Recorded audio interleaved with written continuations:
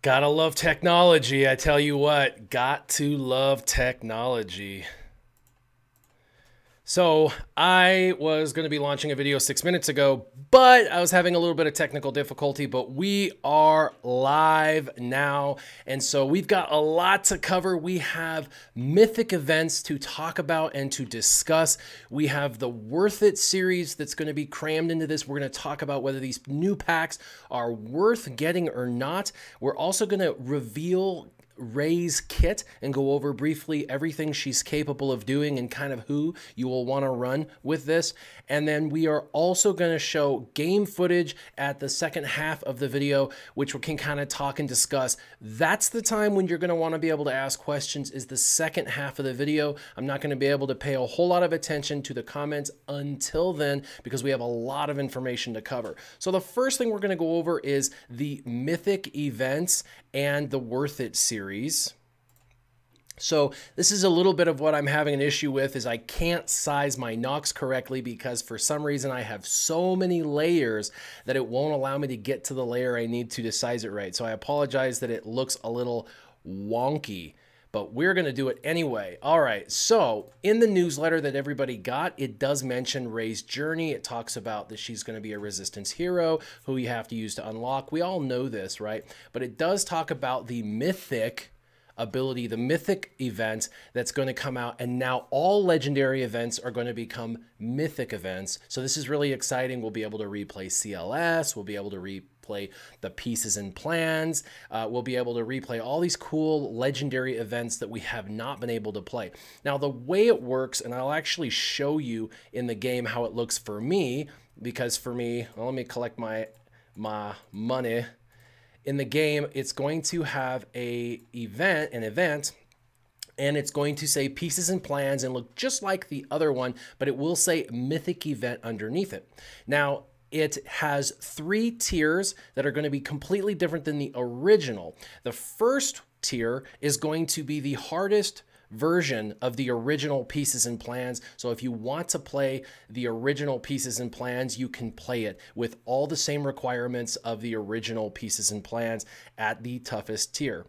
The second tier of the mythic event is going to allow for you to take anybody you want in, so this way you can now start to have some fun, theory craft, play with different team compositions, or just get silly and have a little bit of fun with the characters you decide to bring in. And then the third, my favorite, man, they went way above and beyond for this particular one, is the ability to play in reverse. What that means is now when you go into, for example, pieces and plans that's on here, I will be able to play not as the first order, but I'll be able to play all the characters that I was fighting against the first order. So they're going to reverse the roles and allow for you, provided you have those characters available, allow for you to reverse the roles and fight in the opposite direction. Now, what's really cool about the Mythic is, yes, this is a replay and they're kind of mixing it up and having some fun with it, but there will be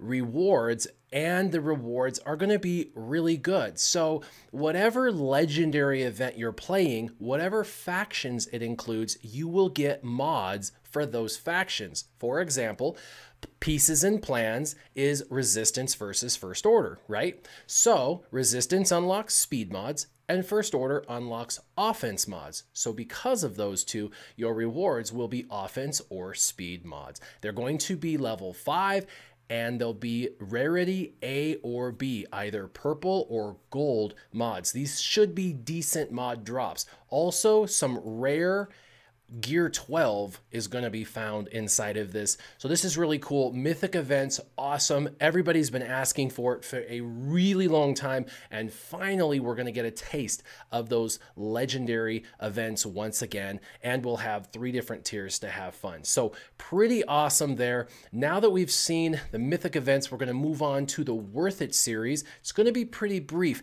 Now, normally I figure out whether it's worth it or not based on the shards that you get get based on the crystal amounts that you have to pay, and kind of is it worth it for your financial state to spend those crystals. Today, there's a ton of money packs. Money packs mean you have to spend real money, not the crystals you can earn for free in the game. And so this is going to take it to another level, and you'll have to decide for yourself. First off, if you don't spend money, obviously the Worth It series isn't for you because you don't spend any money. This is for those dolphins, whales, and krakens who are spending money in the game. Now, with most packs, if it's a good value, I tell you to buy it. If it's not a good value, I tell you don't buy it.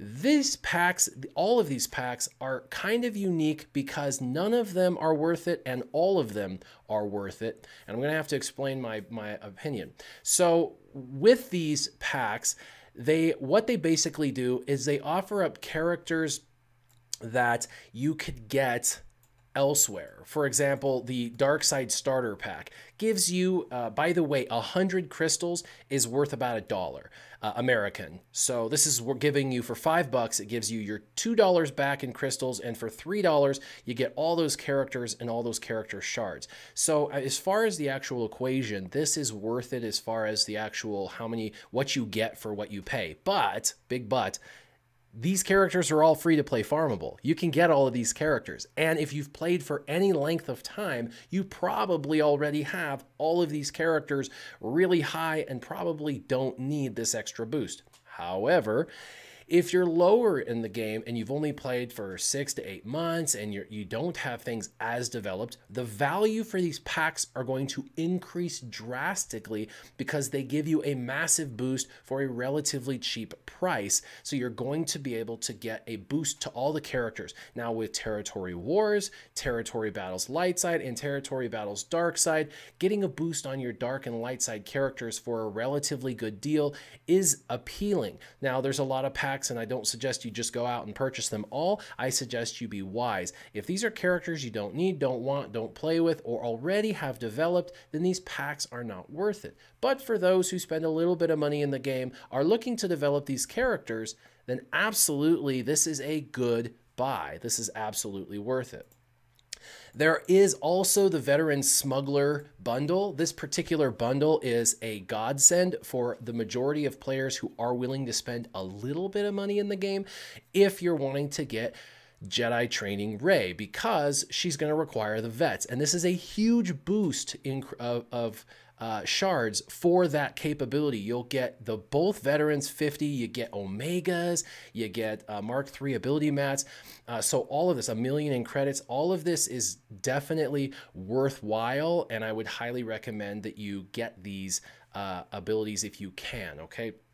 So if you're looking at getting Rey, now if you know even with this pack you can't get Rey by the time that she comes out, then I wouldn't do this pack. This pack I would save until the end, and if you free to play farm all the way to the end and you get super close and you're just shy of reaching your goal of getting them 7 stars and you're willing to spend a little money in the game, then I would get this pack. But I wouldn't just buy this pack all willy-nilly instantaneously. Try to get all those shards as best you can by just simply farming, and remember double drops on the 8th and the 9th, which will hopefully net you double the amount of shards. RNG, God's willing, right? So the Veteran Smuggler bundle, save till the end, and if you spend money and if you're going to fall short and if you want Rey, then spend the money on this bundle. Otherwise, I'd pass. I only want to talk about these packs that have just come out, and so for people who there's tons of packs in here, and I've gone over a lot of them. The Dark Side Starter Bundle, again, for $5 for what you get, phenomenal, but they're all free to play. So for most people, you're going to pass on this. But if you're brand new to the game and you're trying to jumpstart and you're willing to spend a little money in the game, that's a great jumpstart. Also, the Jedi Starter Bundle is, again, one of those packs I personally would pass because all of the characters are completely and utterly free to play. So why would you spend any money on those characters? Again, the only reason why would be if you want to boost those characters' development, specifically the characters they're offering, and I wouldn't do the Jedi Starter Bundle at all. The last one that's in this video right here, or the last one you can see, is this Rancor Strategy Bundle. And while Qui-Gon Jinn has the wrong colored lightsaber, hopefully they fix that, probably not, These characters are okay for the Rancor, but for $25, I think really the people who are going to buy this pack are people who are kind of misinformed as to who they want or need. These are all free-to-play farmable characters. In fact, they're very easy to get, and they do work okay in the Rancor, but spending money, $25 on them, I don't see a huge value. Now, if you're trying to boost them up really fast and you're earlier in your development, this is for the amount, what you get for what you pay, okay, but it's actually, of all of them, the worst value for the crystal value of the shards.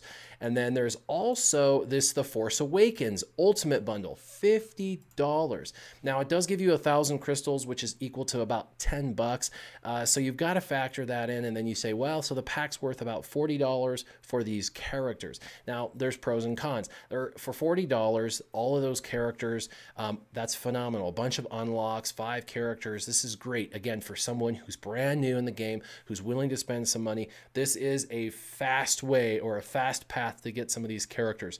But $40 for all free-to-play farmable characters, for the veteran player or for other individuals who are developed in the game, there's absolutely zero reason to buy this. Do not get caught up in the crystals. The 1,000 crystal that you see, don't get caught up in that. That is only worth 10 bucks and you're spending $50. I think personally you'd be better suited spending the $50 if you were going to spend it on a crystal pack. So, and then you can use your crystals how you see fit. So really, most of these packs for most people should be a pass, because most people can develop all of these characters free to play. The only pack I really think most people are gonna gravitate towards is going to be either the $5 pack. Where is it?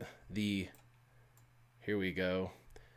The $5 Dark Side starter pack. I can see a lot of people gravitating to that, just because even if they have the characters, they could get some shard shop currency and they could get gear with that. So it's like spending $5 on some gear. So I could see some people dropping that. Other than that pack, the only one I really see a worth it, especially for in-game users and or individuals that spend some money, is definitely the Veteran Smuggler pack. And I'll thank you to CG for dropping it with double drops included, because anyone who does spend a tiny bit of money will be able to potentially get the new Ray, which we are going to be unveiling today, and I'm friggin' excited about that. So very, very cool. So now that we got to talk about Mythic Events and we did a little bit of the Worth It series, so hopefully you have an idea of what packs you should be going for. You can leave comments down below about any of those items, and I can get follow-up information for you if you have questions. We want to go now over the kit reveal. So let's go ahead and get there. All right, we're going to move over to the kit post. And I'm pretty excited about the kit.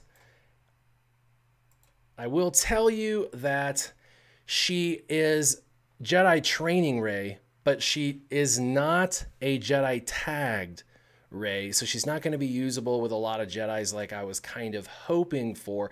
I knew they weren't going to give her the tag, but I was really hoping that they would, because I think that that would have made it really cool to bring Jedi back into Arena. Now, a lot of you are going to say, well, there's a lot of Jedi in Arena. I don't mean the hybrid teams with a General Kenobi or a Hermit Yoda. I'm talking about an actual 5 Jedi team. I thought that would have been really, really cool to have her as a new leader, bringing on some of the older Jedi and her running out there as the young blood, trying to lead them. So, but it's not the case. What you're going to get is you're going to get obviously a light side character. She's resistance and she's considered a tank.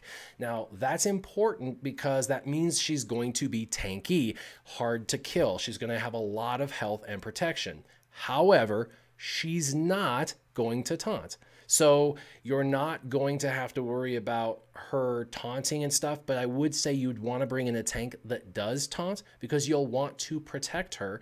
However, it's really difficult to kill her even without a tank. So we're going to go ahead and go into it.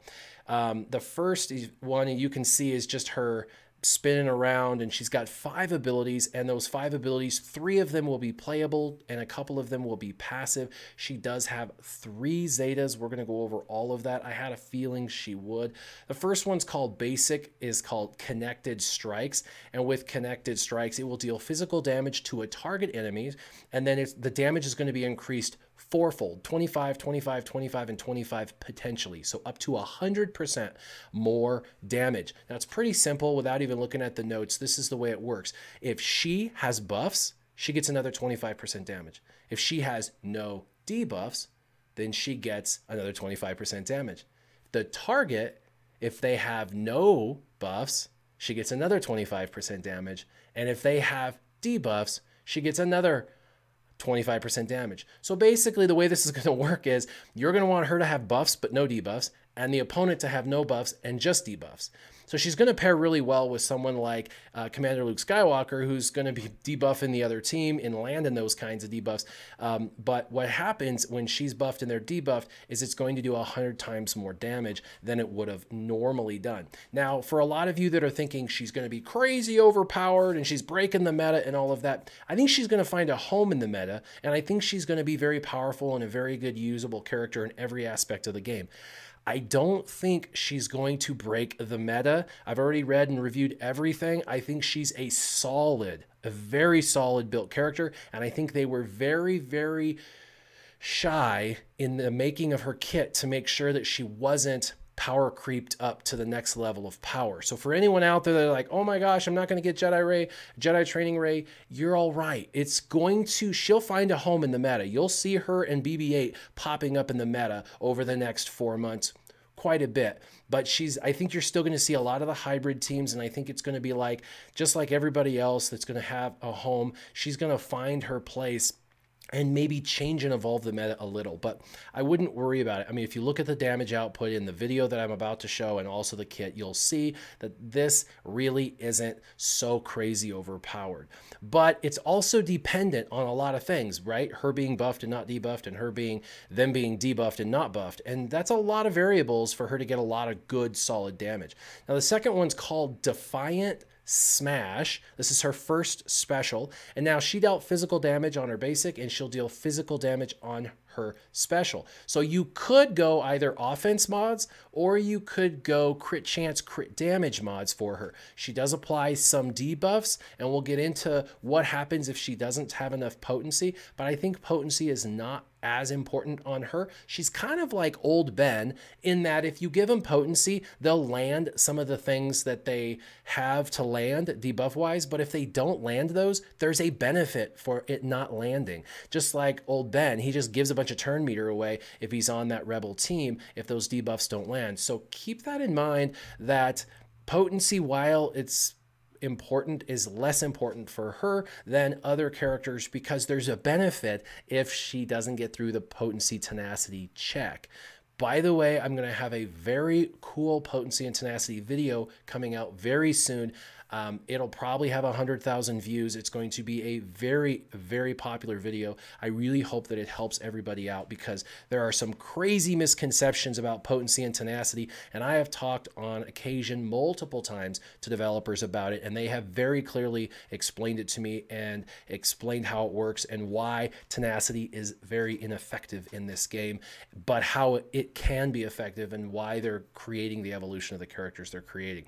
So all right, with this, this first special is absolutely amazing, although it only can be used every 5 turns. So this you're definitely going to want to use in conjunction with anything that does cooldown reduction, right? Yeah, she has a cooldown reduction, and then, you know, with Finn's leadership, there's a cooldown reduction as well. He could run as leader, she could run as leader. I'm really going to have to see them in both ways to see which one's better, but we're going to assume that she's the better leader. Now, everything in the video that I'm about to show you is going to be beta footage, and so all of the stats and stuff could potentially change as far as the damage, maybe slightly more, slightly less. They may do some slight modifications to the stats, but the actual abilities we're going over right now aren't going to change. They've already assured me that the abilities are the abilities. But the second ability, her special called Defiant Smash, she can use every 5 turns, potentially more, makes her like Wedge and Biggs. You know where Biggs gets to shoot and then he brings in Wedge plus another, so there's 3 attacks? Well, if she calls in BB-8, she hits, BB-8 hits, and then BB-8's Zeta causes another resistance to attack as well. So it ends up she attacks, BB-8 attacks, and she attacks again. 3 attacks in one. With all 3, you're still only going to get about 30,000 damage to a tank, or maybe 40 to 50,000 damage to a regular character. It's really, really good, just like Biggs was really, really good a year ago. The best analogy I can give you is she's going to be the new version of Wedge and Biggs, and for resistance. And so for anyone that's running resistance, that's the other thing. Lots of people have got on the resistance train over the last 6 months. So for a lot of people, this is going to give you some new and exciting advantages in Arena to be able to play with, as well as the heroic HAAT. Now with this, she's going to deal special or physical damage to a target enemy, and she inflicts healing immunity. They can't heal, and it's locked. If you notice on the video, when she hits them, it gives healing immunity with a little lock symbol. It's the first time that a healing immunity can't be prevented or dispelled or evaded. It can't be resisted, dispelled, it can't be copied. So for any of those characters like Yoda that copy, buffs, or anybody that would copy debuffs, that would be, and there's not really a whole lot in the game, but this can't be copied. And so for future characters, they're not going to be able to jerk this particular debuff off of this character. So really, really cool. Why this is important is think about Kylo Ren Unmasked. Think about Barriss Offee, healing immunity without it being preventable or dispellable. And then also characters, any kind of character like Barriss Offee or Chirrut Imwe. I mean, he's still kicking it in a lot of Arena teams, and so you'll be able to keep them from having that, their healing immunity, and they won't be able to get rid of it. So no matter how many, health over times they get, it won't matter. So this is a way to handle those General Kenobi Barriss Offee teams, or be able to handle those Chirrut Imwe and Baze Malbus teams. So and then Kylo Ren Unmasked as well. He's really the newest character a lot of people are running around in Arena. He's the 10th most popular character on the meta board right now. So Kylo Ren Unmasked is someone you want to pay attention to. Now, like I said, if you target other resistance ally, it will dispel all debuffs. So she'll dispel debuffs on them, like you see with BB-8 in the video. And then she calls them to assist and grants them foresight for 2 turns. So she's going to keep everybody from getting hit. She cleanses everybody, and she calls an assist. If she calls BB-8, like I said, BB-8 has a Zeta that calls, if he's attacks out of turn, he calls a resistance to attack. So he gets to attack, and then because of his Zeta, he'll call another resistance to attack. So pretty cool. Now the second special is called Mind Trick. This is very affluent from the last movie that came out, and it has a cooldown of 5 as well. Now they put the first special and the second special as a cooldown of 5 to kind of make it hard to get to these abilities if you're running her in a mixed team. The only way you're really going to be able to very effectively use these 2 abilities a lot is going to be if you're on a cooldown reduction type team with either a Poe lead or she as the leader, because you're not going to be able to get to him nearly as fast unless you've got that cooldown reduction, which you will get with both of those characters and resistance. So very, very cool. Now, with Mind Tricks, it is going to dispel all buffs on the target enemy and inflict ability block, daze, offense down, speed down for 2 turns. So if you look, she's doing this to Barriss Offee, so she inflicts 4 debuffs, and watch the turn meter on Barriss Offee, gone. It removes turn meter. Now watch her turn meter, it grows. So she basically, in effect, steals the turn of the individual and totally and completely cripples them with debuffs. So the turn meter situation says that for each debuff inflicted, it removes 10% turn meter, which can't be resisted. That's 4 debuffs. That's 40% turn meter reduction. That's really, really good.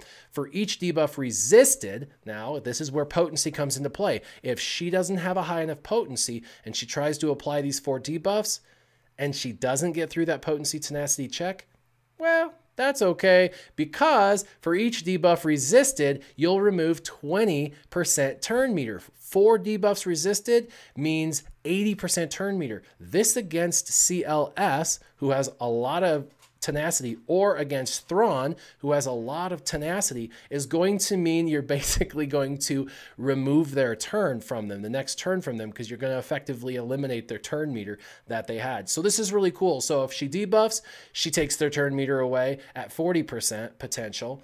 And if they resist, it takes away 80% turn meter. So either way, they either get debuffed and lose turn meter, or they don't get debuffed and lose twice as much turn meter potential. So really, really cool mechanic. Also, it says for every resistance ally, she's going to gain 15% turn meter. That's where she's gaining the turn meter from. And so you're going to want to run her with resistance. Now, you don't have to run her with all resistance, but I really think in the video she runs with BB-8 and R2-D2. R2-D2 is a staple. We all know that. And he's going to increase potency for all of the, because he gets a ton of potency from resistance, and he's going to be able to share all of that with the team. So R2-D2 would be important. Rhea is the lead, and then BB-8. I think the back two could be anyone you want. It probably could be Finn and Poe, or you could put in someone like General Kenobi and CLS. It just depends on who you have. I think Poe and Finn are a better alternative because they can both tank, they can both taunt, and they're going to have a lot of synergy with her specifically. Now, she has a couple of abilities. One's a leadership ability. It's called Inspirational Presence. This one's awesome. Her leader is good, and this includes her Zeta upgrade. We'll show the Zeta ability, but resistance allies will have a plus 30% critical chance, which means they're more than likely going to crit. It also allows for them to have 30% critical damage. So we're really playing into this crit chance, crit damage. So going with a ton of offense is going to be really key, because you don't have to mod for the crit chance and crit damage if you don't want to. You are going to have some base crit chance and damage already, and then she's going to add to that, which you can then add a little bit more with like a crit damage triangle, but you could go with an offense set instead of a crit damage set, and it's going to go farther mathematically on the amount of damage that you're able to apply. So really kind of cool that you're able to get both offense, mod stat bonuses, and she's going to play into that crit chance and damage. Now, this does only apply to resistance, so if you're running her as a leader without resistance, it kind of doesn't make sense with this ability. It also says when they score a hit, a critical hit, they have a 70% chance to inflict expose. Now, pause. There's another Rey in the game, right? Rey Scavenger, and she doesn't do any exposing because she doesn't have any synergy with resistance. Well, what's funny is the new Rey brings the old Rey relevant again, because the old Rey already has a high crit chance and damage, and now she's getting 30% more crit chance and damage. And so now when she hits 2, 3, or 4 times, she has 2, 3, or 4 times a chance of applying expose to the individual. So the old Rey and new Rey are going to be crazy overpowered together, especially when you're talking about this. Plus, what's really cool is the old Rey had no synergy with resistance, really, and now the old Rey under the new Rey will in fact have a ton of synergy. This is super, super exciting for anybody that had the old Rey and is like, what are we supposed to do with her now? I mean, we had to put her up to 7 stars for this event to get the new Rey. Now what do we do with her? We don't use her in resistance. Well, you can use her in resistance now. This makes her relevant again. So this is really exciting. And I love how every time they score a critical hit, which they're almost guaranteed because of her leadership ability, they have a 70% chance to inflict expose. That's all of them. So it just covers them all, no matter whether they're doing basics or what. They're all now guaranteed 70% of the time to inflict that expose for 2 turns. And when it passes that first door of the 70% chance, it's automatically going to apply if it passes that 70% chance, because it can't be resisted. So this is super exciting. Also, all resistance allies gain 10% turn meter when an enemy's exposed. So if she hits 3 times and applies 3 different exposes, that's 30% turn meter to the whole team. Rey, the old Rey Scavenger, could speed the team up ridiculously fast, And it's just fun to be able to have this. But I love the fact that her leadership speeds up resistance, because this is really going to encourage people in Arena to run all resistance, which has not been a viability up to this point. So this is pretty exciting. Also, it says when resistance allies use a special ability, and there's a lot of special abilities that can be used. And by the way, this is now, think about defense. When you're on offense, you can cherry pick which abilities you're using.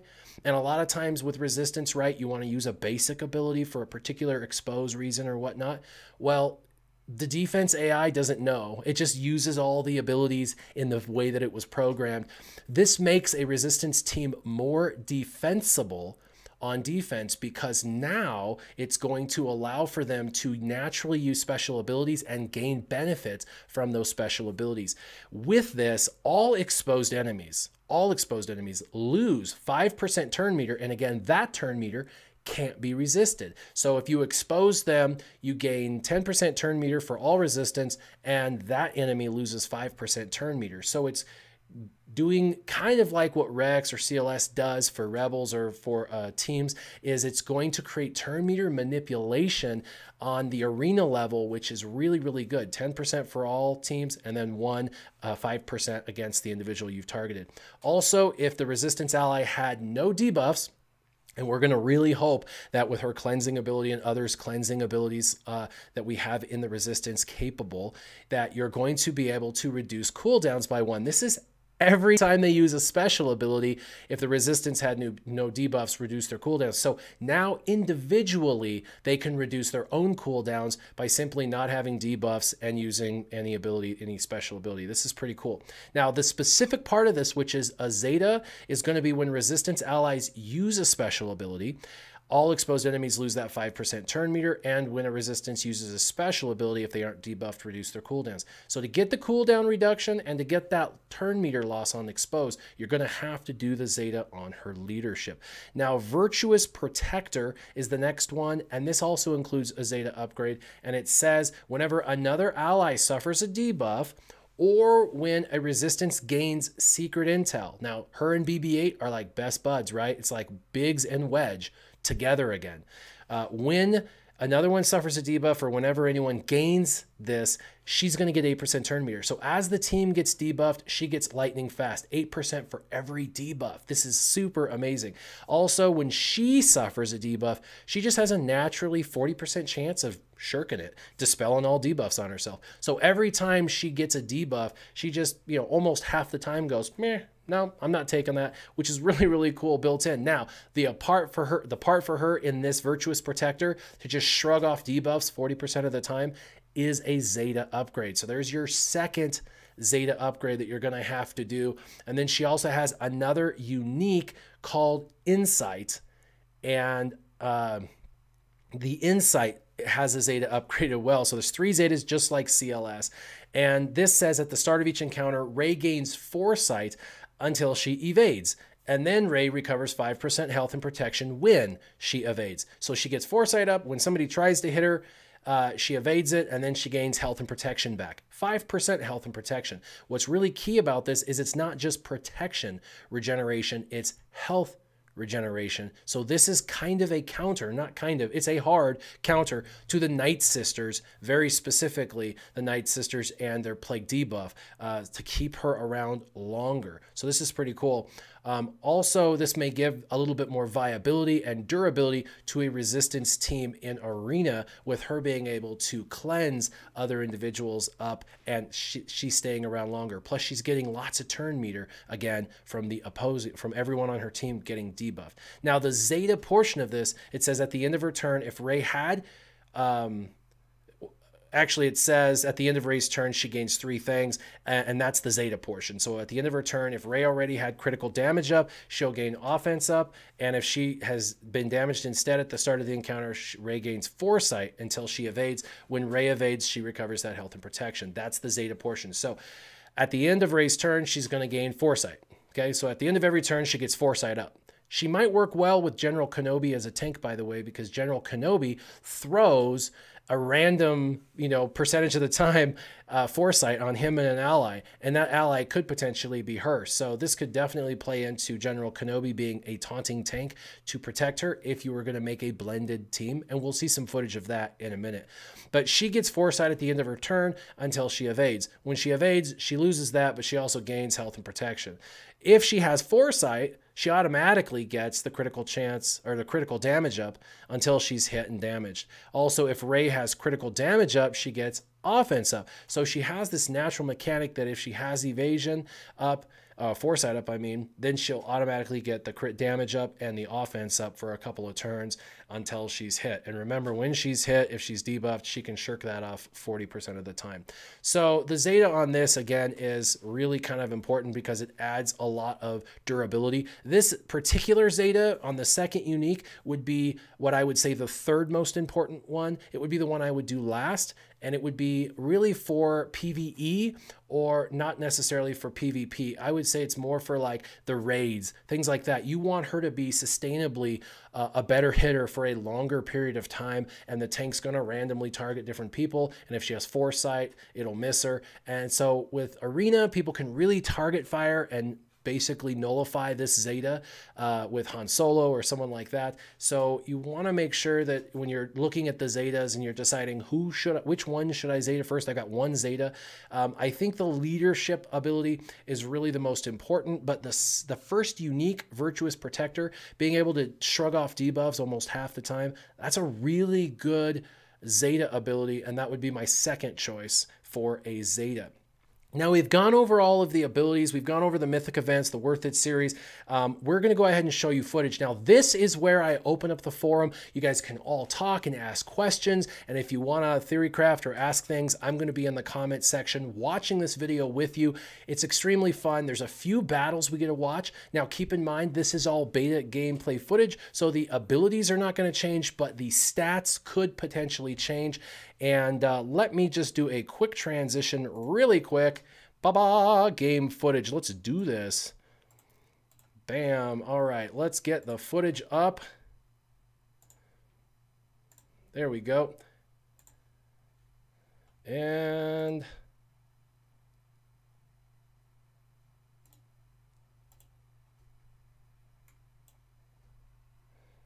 there we go. All right, let's start this back over.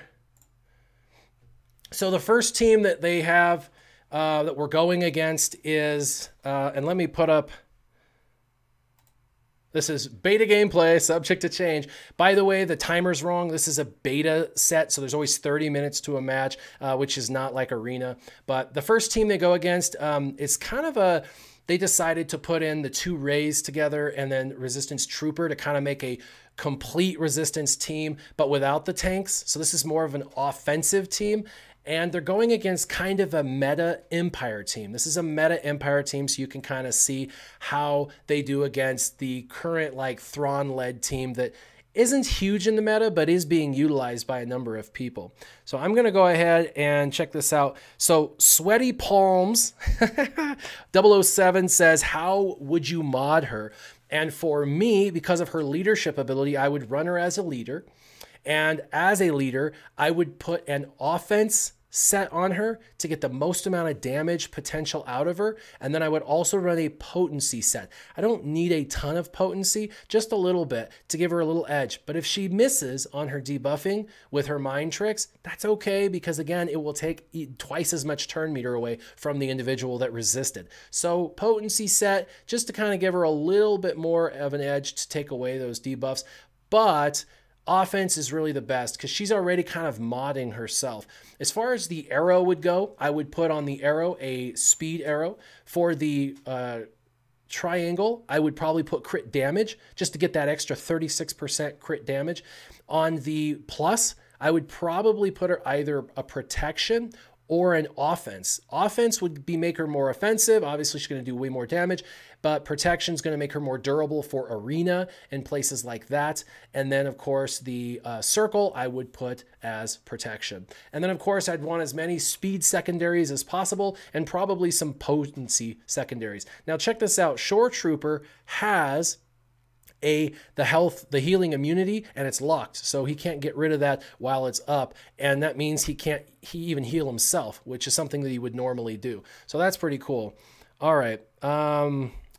Well, she's no CLS. Yeah, that's true. This is what I said. She's meta changing, not meta defining. She's not, in my opinion, as good as CLS. What she does is she takes resistance and makes them arena viable. This is nice. Now we have a new team that we can bring into arena and have some fun with. So pretty cool.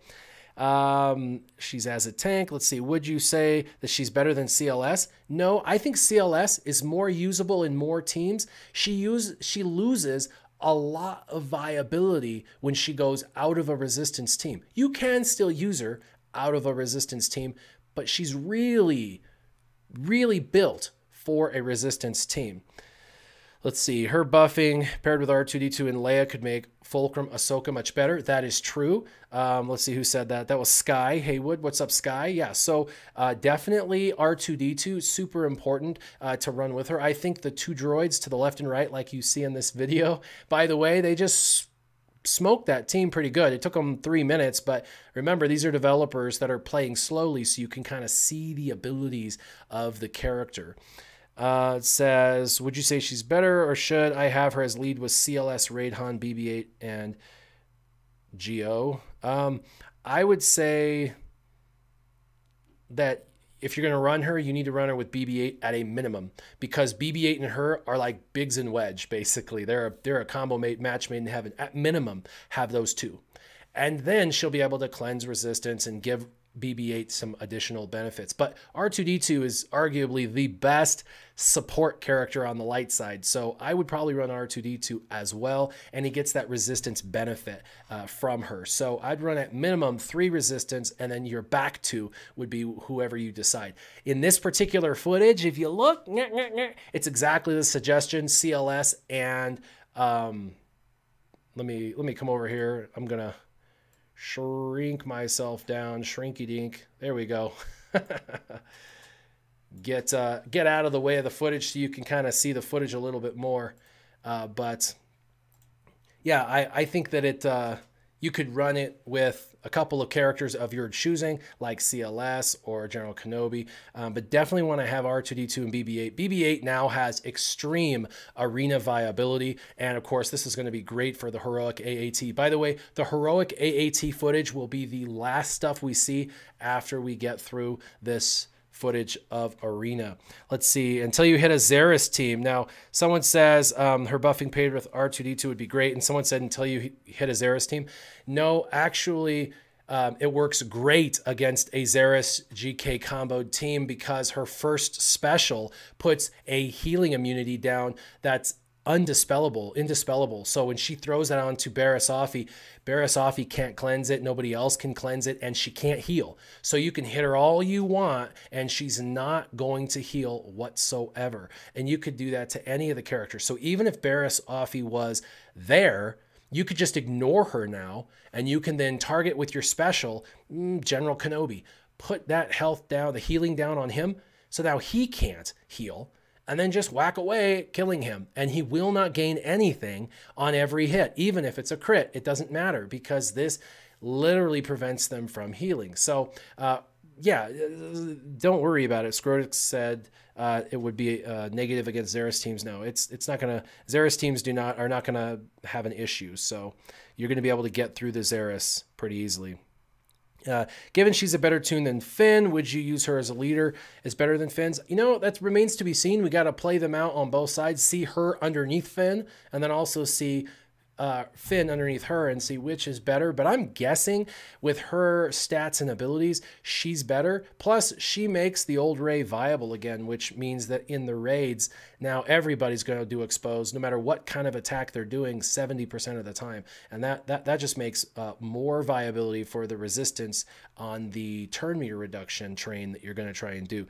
Now, yeah, you get a little bit more turn meter gain underneath, and I think that for PvE you may still find yourself running a Finn lead. We'll see. Let's see. What other questions do we have? I'm pleased to see she's not super OP. Yeah, she's phenomenal, but she's balanced and she's a niche target character. So she's not just like CLS where you can just plug her into any team and she's just OP. She's got to be in the right team to really work with the right characters. Now you can see why BB-8's required to get her. I mean, really, that's the peanut butter to the jelly on that sandwich, man. You need BB-8 for sure.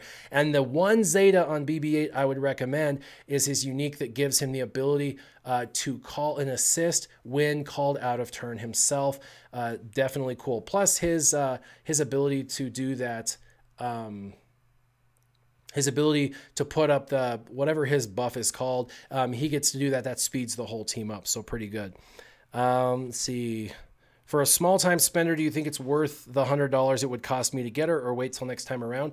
That was Garrett. I would say, Garrett, if you're able to get her this time around confidently and you're willing to spend that and you have a bunch of resistance characters all leveled up, then yeah, if you've got resistance, then why wouldn't you? But and by the way, there's Kylo Ren unmasked. She just put the anti-dispellable healing immunity on him, which is awesome. But yeah, if you can get her and you have all the other resistance, then great. If you're missing all the resistance, this piece doesn't matter. She's really worthless if you don't have BB-8 and if you don't have any of the other resistance. She's not going to do so well. Her damage is just not super impressive. So, and she's got so much synergy with resistance. So let's see. She'll be good, but I don't see her having a place in the top 10 meta. That's grim. I think that we'll see her in the top 10 if resistance finds a home, but we got to figure out if people are actually going to be brave enough to run resistance in arena and to see if their resistance is worthwhile in going against the current meta. And then how does it hold on defense? It is a very complicated kit. Very complicated kit. And so, again, it's very difficult to determine whether the AI is going to play her well or not.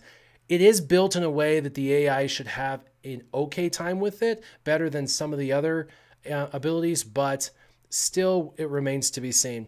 Also, let's see, Anvesh says, mind tricks. If Thrawn lands a fracture on an enemy and she uses her mind tricks and because of his 100% tenacity, he resists everything and loses all his turn meter, it would thereby prolong the fracture. That's true. You could use Thrawn with her and you could attempt to debuff somebody, and if they resisted it, it would, obviously prolong the fracture. With Rey, would that nullify Z Finn? I don't know if it would necessarily nullify Finn, but it definitely, I think they have their home. I think Finn is probably still going to be the preferred leader in the raids. I don't know. We'll have to see. I saw her footage in the raids, and I know they were just kind of showcasing it, but it wasn't the team that I saw, and you guys get to see it here in a minute. It wasn't as fast turn meter wise, manipulation wise, as a Z Finn. So I think for the 12 million damage and things like that, you're probably still going to go Z Finn in your raids. We'll have to see when it plays out. I know there's a bunch of really awesome players out there that are going to have this figured out in the next month as to whether she's phenomenal in the raids. Let's see. And then it says they won in the video only because they stopped attacking. Oh, man, there's so many questions. I'm so far behind. It says, you think she could work in a New Age evasion team?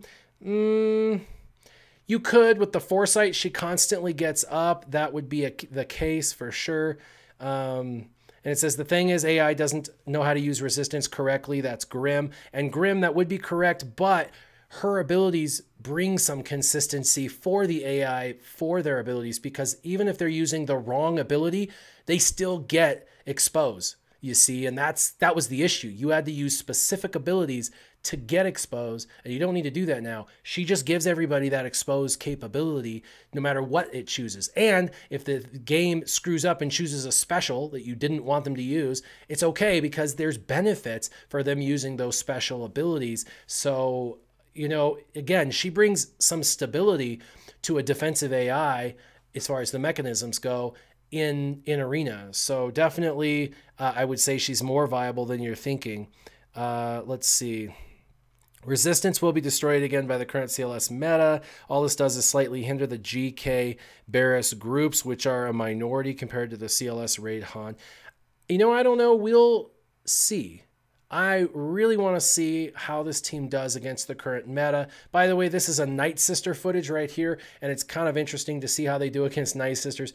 By the way, Night Sisters are really good. So for anybody that has Night Sisters out there, this will probably make you happy to see this team, because this even includes the Wampa.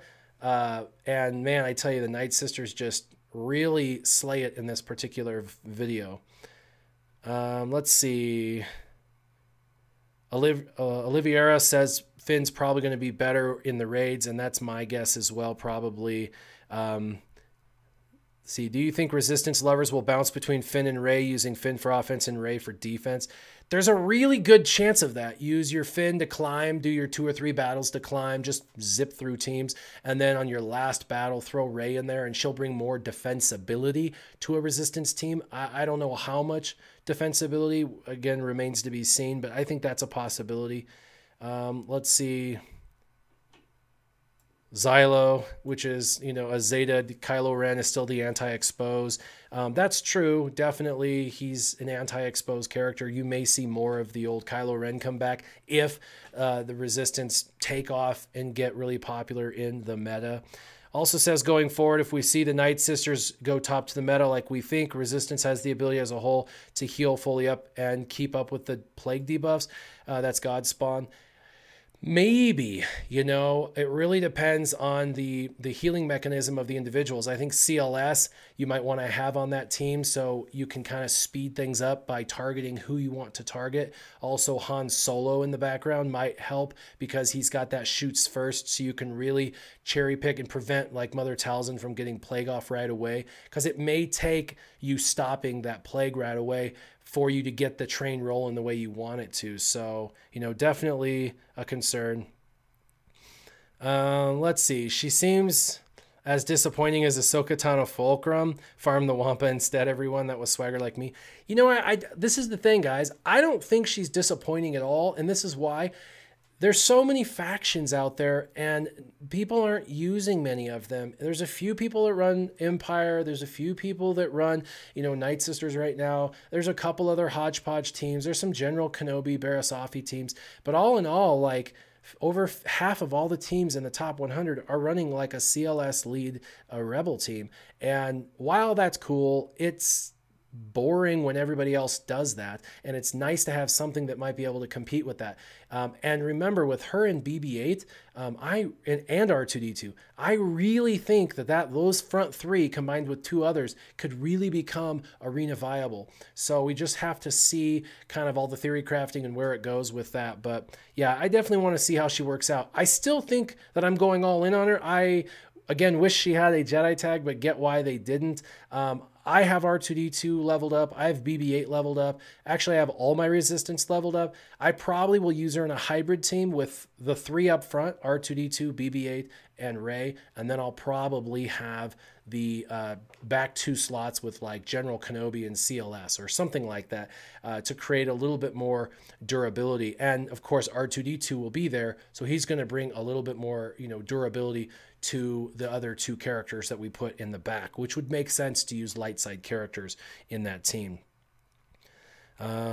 Old Ben gains a lot of passive turn meter against Resistance. Let's see. Let's see. Let's see. Desolate Q Vision says, am I disappointed in her kit?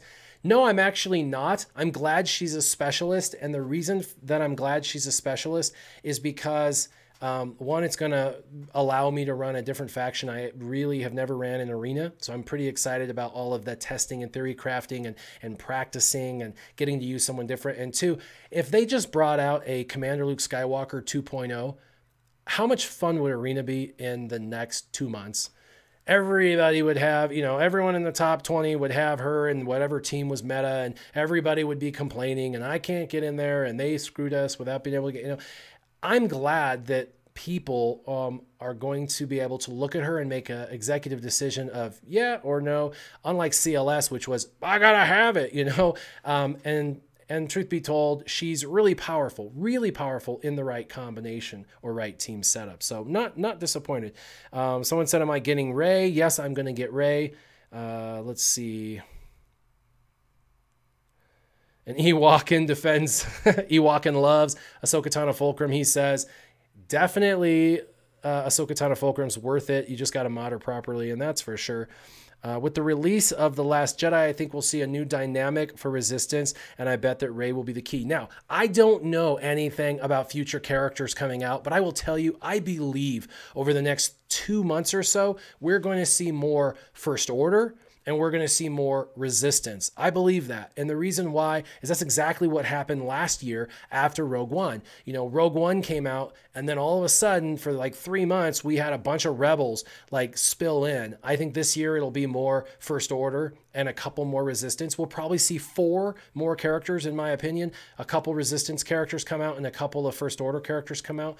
And so I think that what we have now may or may not change the meta, but what we will have in the next few months will definitely, in my opinion, if I'm right about these new characters, will definitely change the meta. I think it will make First Order more viable in Arena, and I think it will make Resistance more viable in Arena. And so I think you're going to see the landscape of Arena change over the next 4 months for the better by making multiple factions viable at the same time. And then you'll still have people that run the same team because that's just what they know and love, and that's okay. But I think the viability and expanded ability of Arena is going to come into play over the next few months. So when you look at Rey, she may look okay, but she's going to be better the more of these Resistance characters that come into the game. And truth be told, she brings a crazy amount of viability to the old Rey. I actually think the old Rey would almost be better than CLS because of the amount of expose potential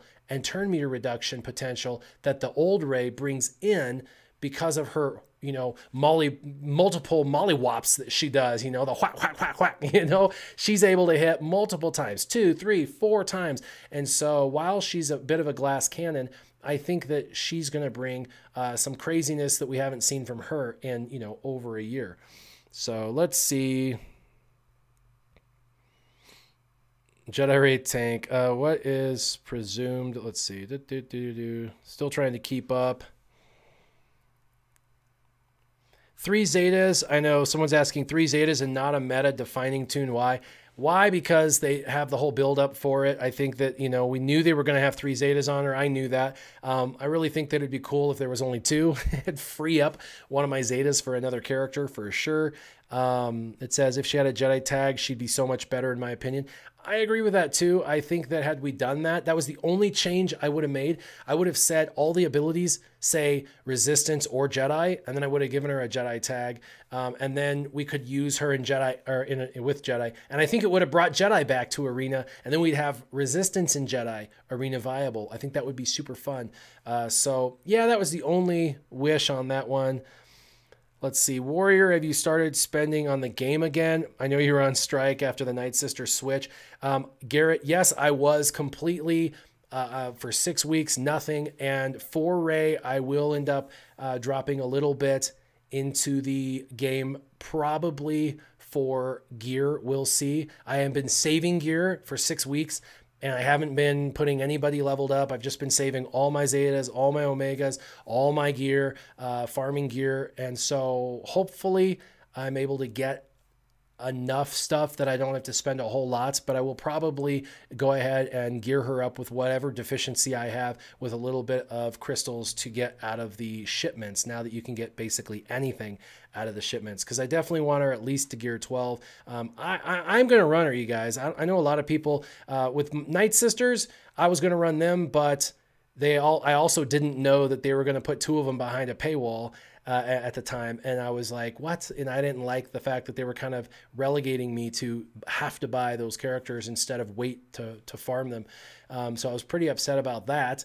And they have moved them to chromiums, but that still means I have to spend money to farm them. And I didn't want to spend money on farming them. I wanted to spend money on gearing them, not both. So I just didn't do those Night Sisters and go all in on them like I was originally planning because of their strategy. But for her, I'm able to get her, and I already have Resistance. By the way, Resistance is a really pretty easy farm. Most of them are pretty easy to farm. They're all free to play, farmable, and so you know, really easy to get. And so for Rey, it only makes sense. You know, I can really try her out, really run her, and see which of the Zetas are the most important. Like I said, her leadership and first unique will definitely be done. Her last one may or may not be done. It says, are there any obvious hard counters for her? You know, I think that there is, First Order is kind of a hard counter. I think Night Sisters are going to be kind of a hard counter to her. I think Night Sisters are going to be very successful for a very long time in Arena, especially if you go into these slightly squishier teams. Definitely Night Sisters are going to have even more viability, but remains to be seen exactly what composition that will end up becoming successful for her.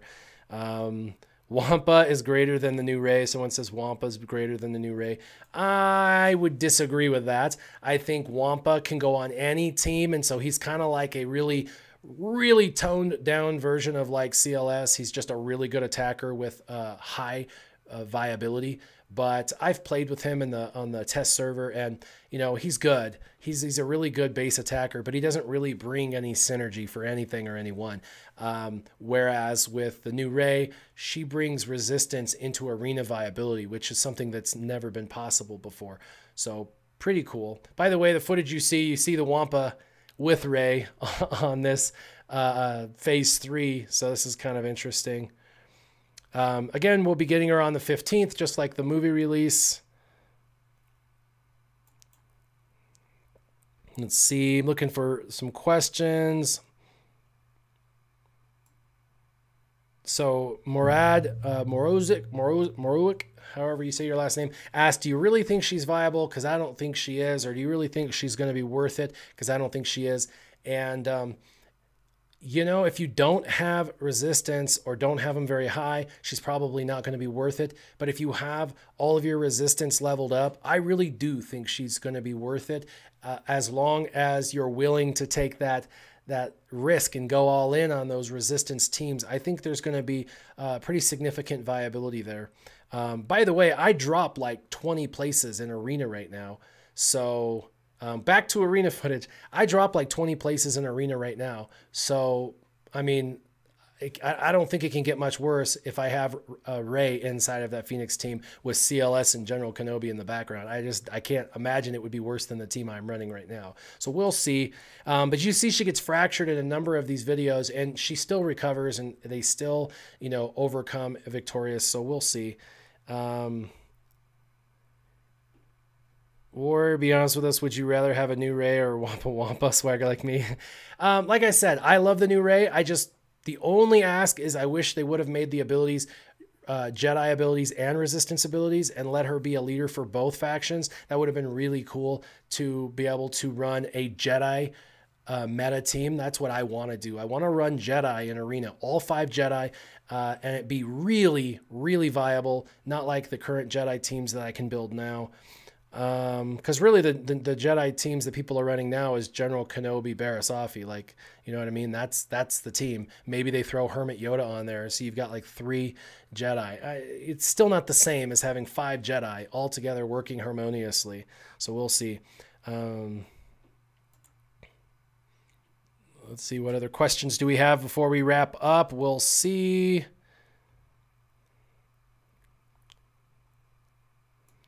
Captain Blackbeard says, for the amount of work you have to do to get her, I'm underwhelmed. You know what? This is really, really good. And this is why. There was so much freaking and panicking from the community, all concerned and worried about the fact that, oh, we can't get her, all that. Hopefully, you know, like Kyle on Facebook, hopefully he watches this and he sees this and he goes, all right, it's not the end of the world if I miss her the first time and I can wait 4 to 6 months. I really hope that people come to that realization that this isn't a character you absolutely have to have. The world is not coming to an end if you don't get her. Also, you got to be careful because, and by the way, Robert Arnold, one of my patrons, says, he caught me. Finally, he caught me for sure. He rarely catches my live streams, but you know, it's one of those things where this is a great team and great character, but they build characters that are stronger and stronger and stronger, and that's called power creep, and it ends up turning a game into an unplayable game, and it really ruins all the old characters you've invested in. She's a really good balanced character for the old characters, and to not make her completely overpowered. I wish CLS was built kind of like her. I wish he was a little bit more specific to just rebels. And he's got so much viability everywhere. I mean, when he hits for 35K on his special, I mean, you don't have to, you got viability with everything with that. So, all right, let's see. Her leadership will definitely be better than Finn's for Arena. Definitely for Arena. Way better for Arena. I would definitely use her in Arena for sure. Hopefully she drops in the game sometime. I'm guessing sometime in the next few days. They'll probably drop her into the game, probably maybe even today. We'll see. And when she's dropped into the game over the next couple of days, it will be scrapable and we'll know exactly what gear she requires. And so really hope for that. I wish Ray was as specialized as her. So Finn is a better leader for PvE. I think she's going to be a way better leader for PvP, especially on the defense. You'll definitely want to make her fast, but with all that extra turn meter and stuff, her and R2D2 and BB-8, I think it's going to be a good pair. So we've gone over the Mythic Events. We went over the Worth It series. We went over her kit and her kit reveal, and we've got all the footage and gameplay. Matter of fact, the footage and gameplay is actually looping back again. We've seen it all. So we've gone long enough on the Worth It, or on this live stream. If you guys have any questions or anything like that, leave them in the comments down below, and I'll be sure to get back to you. Side note, one of my patrons, really awesome dude, Big Dog, has said, man, I do want to get Ray. How do I mod the team to get Ray? And so he's asked me to make a video on the mod, how you should be modding the team to get Ray. So if that's an interest to you as well, I will be attempting to try and put that video together very soon so you can see what mods you should be focused on, both from a free-to-play perspective and from a pay-to-play perspective. Both of those, you know, what's optimal and then what can you get away with for that new event to get her if you like her. And if you're unimpressed with Ray, just stop panic farming and know you can get her in 4 to 6 months. Don't worry about it. But if you like her or you want to be able to run your resistance in Arena, I really think she's going to bring that viability you've always desired, and it's going to bring BB-8 out from behind the scenes and into Arena. So I'm super excited. Remember, her and BB-8 are kind of the new Biggs and Wedge combo. So keep that in mind. That's going to really kind of put things into perspective as to how good her and BB-8 are. Remember that this footage, subject to change, things could change. Modding, if you've got really good mods, you could make this even better than it currently is. So keep that all in mind. As always, make sure you keep your gaming on. Warrior, out.